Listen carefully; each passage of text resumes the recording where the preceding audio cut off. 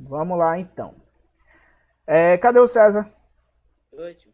Diga lá o que você respondeu na letra B, César.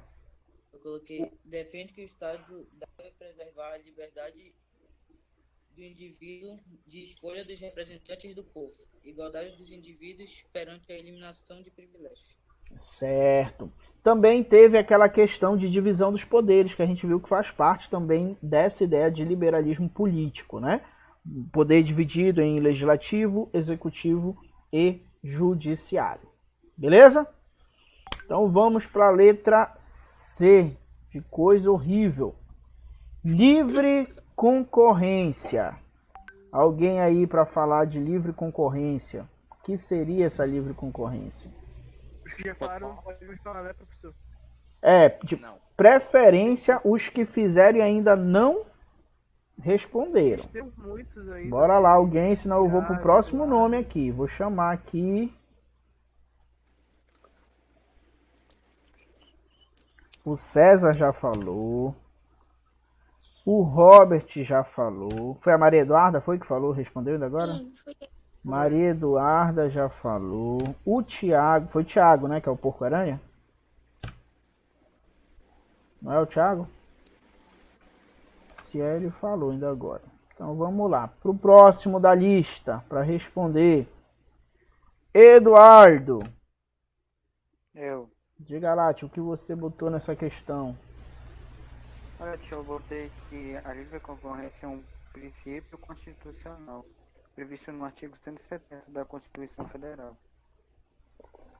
Tá, mas a sua resposta, assim como a do Robert, ela não tá errada, tá? Realmente tá na nossa Constituição, mas faltou dizer o que é, faltou dizer a característica dessa livre concorrência, tá? Ô, tio, eu posso finalizar? Diga, Thales. Diga. Posso completar o Pode. resto? Tá. Vontade. É quando se está diante de um mercado competitivo, os empresários que estejam atuantes com suas atividades por lá podem perfeitamente utilizar todos os recursos lícitos para que desenvolvam da melhor maneira possível sua atividade econômica. No caso, eles têm liberdade para concorrer, né? Para colocar o produto mais barato e tudo mais. Mas em alguns casos, não sei se, eu acho que eu expliquei para vocês ano passado, não lembro. Em alguns casos existem organizações que elas atrapalham a livre concorrência. E isso é considerado crime, por exemplo, no nosso país. Vou dar um exemplo para vocês. Uma dessas organizações que atrapalha a livre concorrência se chama cartel. O que seria o cartel? Quando várias empresas do mesmo ramo se unem para fechar um valor só para o produto. Exemplo, os postos de combustível de Belém. Imagina que os postos de combustível de Belém peguem... Imagina, por exemplo, que em outros lugares, sei lá, em Ananindeua, por exemplo, o litro do combustível seja vendido a R$5. Imagina, tá?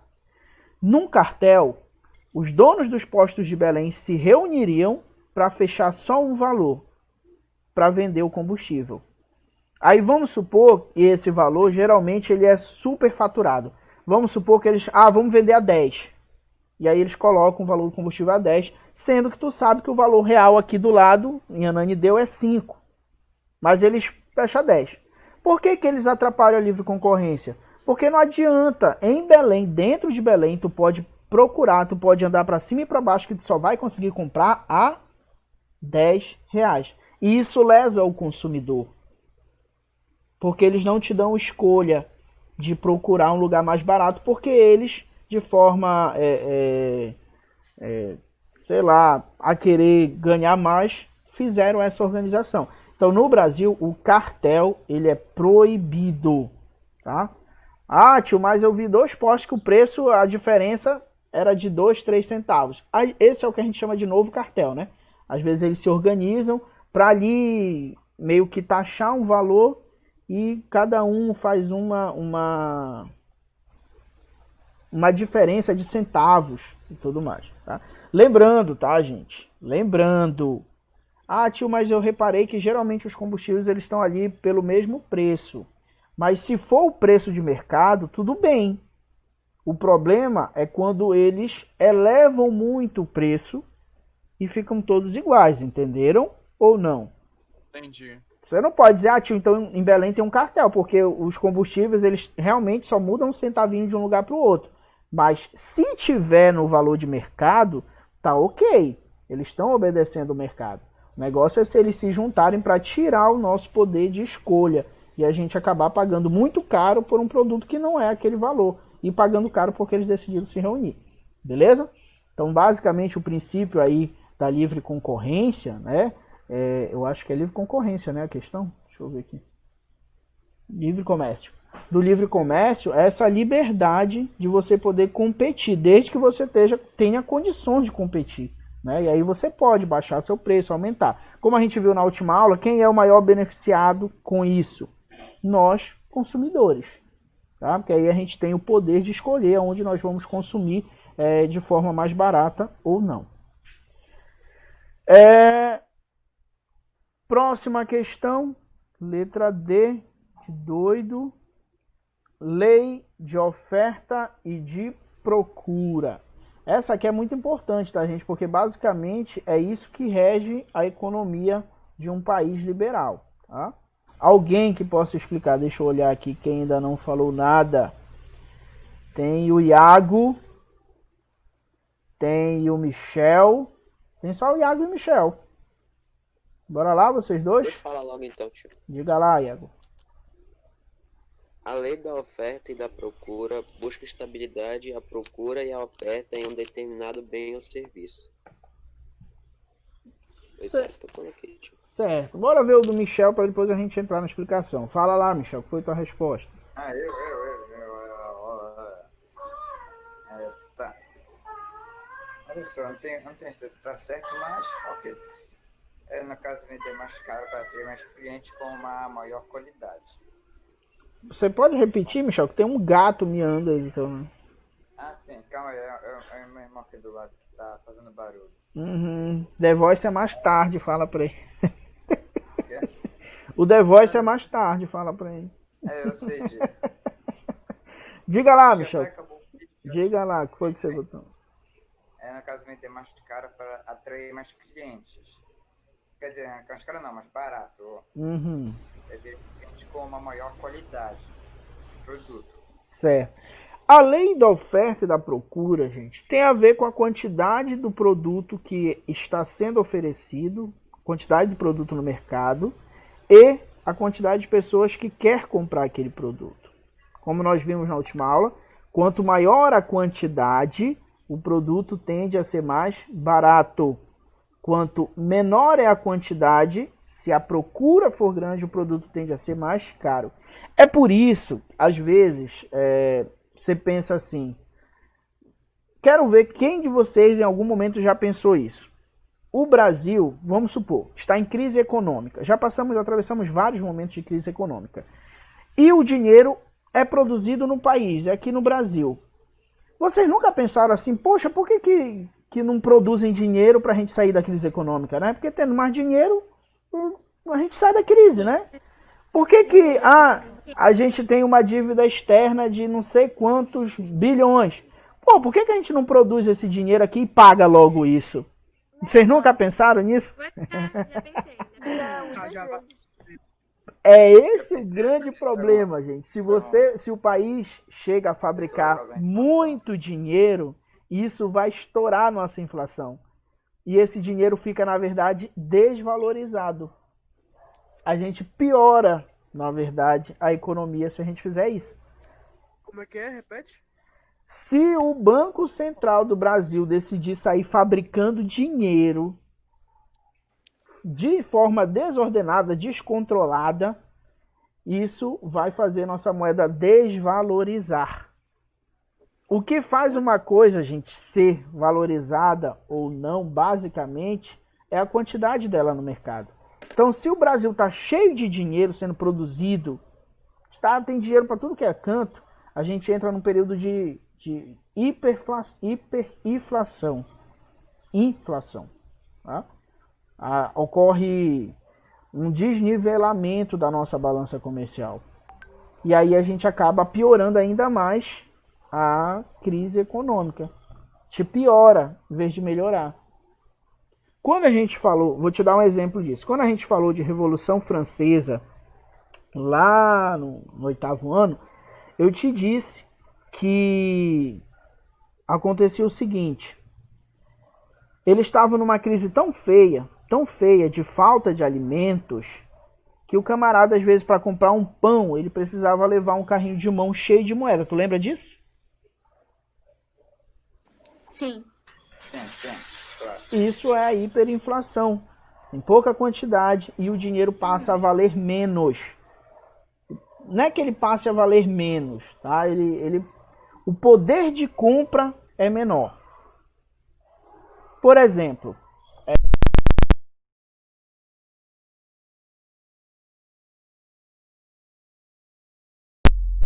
vocês estão me ouvindo? Porque saiu aqui o microfone. Estão ouvindo? Ih, rapaz, não, né? Um minutinho só.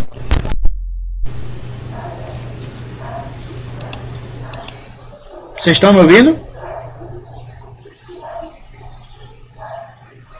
Mas eu não estou ouvindo vocês. Agora ferrou.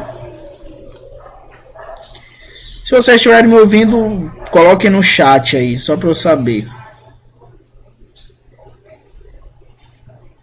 Então eu que não estou ouvindo vocês. Alguém fala aí para ver se eu estou surdo. Fala no microfone. Eu que não estou ouvindo vocês. Espera aí que eu vou tentar resolver aqui o problema técnico. Um minutinho só.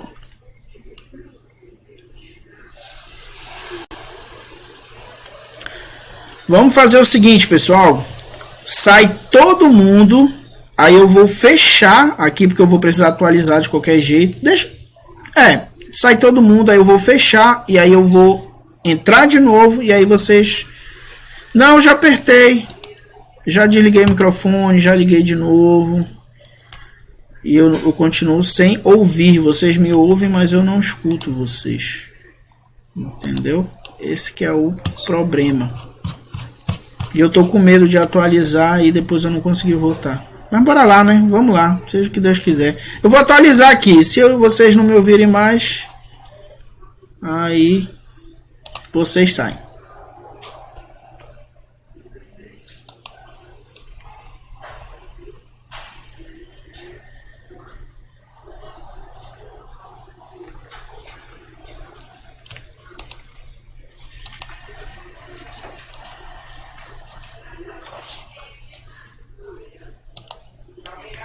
Ele disse que era pra gente entrar Aí, ó. pra gente sair e entrar de novo. Não, calma, voltei, calma. Esperar. Era pra sair caso eu não conseguisse voltar, entendeu?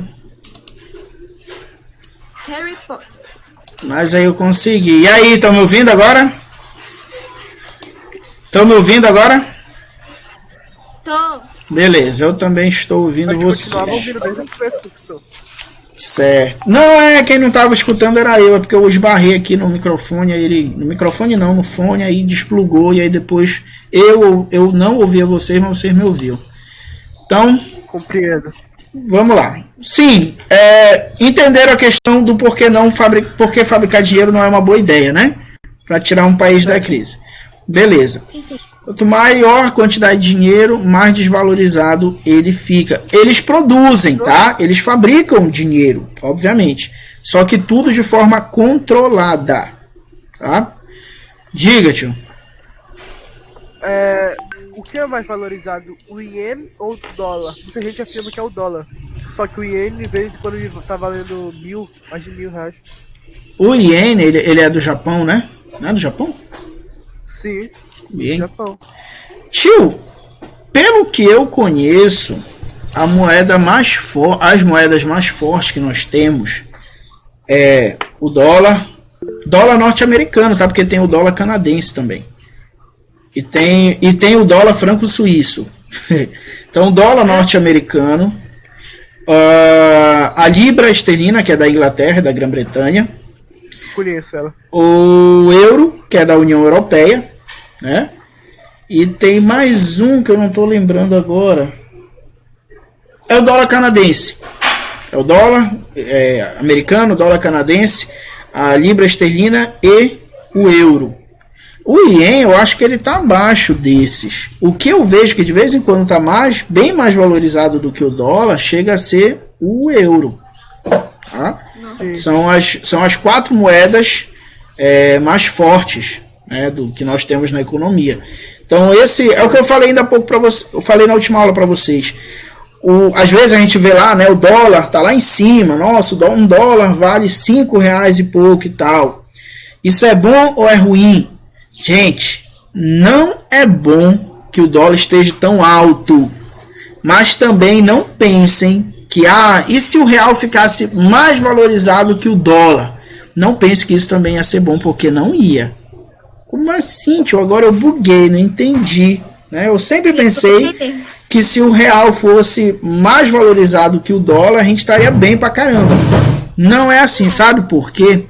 Porque se o real ficar mais valorizado que o dólar, significa que muitos dos produtos que nós vendemos vai ficar muito caro, mais caro que o dólar. Então, os outros países, em vez de comprar da gente com o real fortalecido e caro, vão procurar outros países que vendam o mesmo produto e que estejam mais fracos que o dólar, porque vai estar mais barato. Entender? Caraca! Então, é complicado viver essa vida, né? Não, isso é lei de oferta, procura, moeda forte, moeda fraca, né? Pois é. Se a nossa moeda ficar mais valorizada que o dólar, os nossos produtos ficam mais caros para quem compra em dólar, né? Ou seja, os outros países. Então eles deixam de comprar aqui para comprar em outro lugar. Mas esse preço alto também afeta a gente, né? Como é? Desculpa, peraí, Maria Eduarda primeiro. O preço alto também afeta a gente, né? Não, claro que afeta. Lembra que eu falei na última aula? Olha, lembrando, eu falei o seguinte, ó. Não é bom que o dólar esteja disparado como está agora. 5 e pouco, batendo 6 e lá vai uns centavos. Isso é péssimo. Péssimo para quem? Para todo mundo no Brasil? Não. É péssimo para a gente que somos simples consumidores. Mas para o camarada que produz arroz e vende para outros países, isso é ótimo. Porque ele vende a dólar. Entendeu? Então, para ele é bom. Agora, para a gente que consome, que paga o combustível aí, os pais de vocês e tudo mais, que compra gás de cozinha, para a gente é péssimo essa alta absurda. Mas para quem produz, para os produtores, isso é bom. Diga, Michel. Mas e se o real ficasse com o mesmo valor do dólar? Isso seria ruim ou seria bom? Aí a gente pode dizer que a nossa economia está bem controlada, né? Ali próximo, ou então valendo 1 e pouco, 2, tá ótimo. O negócio é que não pode, a nossa moeda, poder pode, né? Mas não é bom a nossa moeda ser favorável. Olha só que legal. Lembra que eu falei que o real acima do dólar era ruim? Sim. Mas também não é ruim para todos os brasileiros. É basicamente ruim para os produtores. Entendeu? Só que a nossa economia, falando em economia do país, ela fica comprometida. Porque a gente vai exportar menos. Entendeu? Se a gente exporta menos, significa que vai ter muita quantidade aqui pra gente. Então, para nós consumidores, esse produto vai ficar caro ou barato? Barato. Viu só? É muito doido, né? Nem sempre uma economia forte num país, gente, significa uma melhoria para todos os cidadãos daquele país. Entendeu? Nós já tivemos momentos em que o nosso país economicamente estava muito bom, mas as desigualdades sociais permaneciam. Entenderam? Então, nem sempre um país com uma economia fortalecida significa que todos têm melhorias de vida naquele país e que as desigualdades diminuíram. Nem sempre funciona dessa forma. Tá? Mas é legal falar de economia, bacana, é louco assim, tu perceber algumas coisas.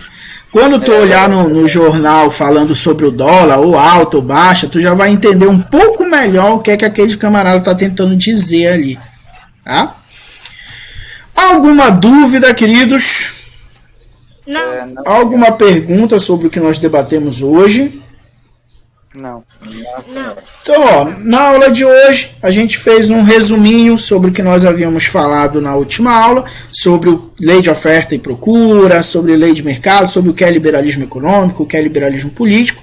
Fechamos tentando entender um pouco mais do que é essa economia globalizada, porque é justamente essa economia globalizada que faz isso. Todo mundo está de olho no dólar, se o dólar está valorizado. Outra coisa, gente, as moedas, a valorização ou desvalorização dependem de algumas notícias econômicas, mas dependem muito também da política. Por exemplo, quando o Trump era presidente, que eu acho que hoje está sendo a substituição, não sei, mas quando ele era presidente, um Twitter dele poderia significar uma valorização ou desvalorização do dólar naquele dia. Então o cara tinha o poder de mexer com a economia do mundo, né? Porque todas as outras economias estavam ali interligadas ao norte-americano. Beleza? Gente, falta um minuto. Agradeço a presença de vocês. Não é 10h45 que termina essa aula? Sim. Que aula vai vir depois? 45. É uma aula só hoje minha. Agora eu vou pro pessoal do sexto ano. Geografia. Não havendo alguma pergunta, Não. hoje eu não passarei exercício. Vamos deixar o exercício para sexta-feira. Tá? Não havendo mais, agradeço a presença de todos vocês. Podem ir se retirando da aula. Tá? Tenham um bom dia. Muito obrigado. Tchau, tchau.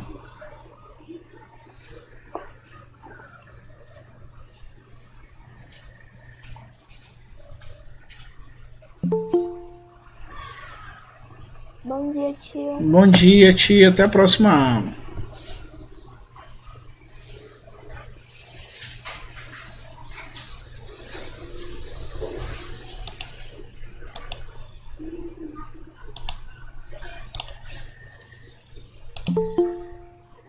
Bom dia.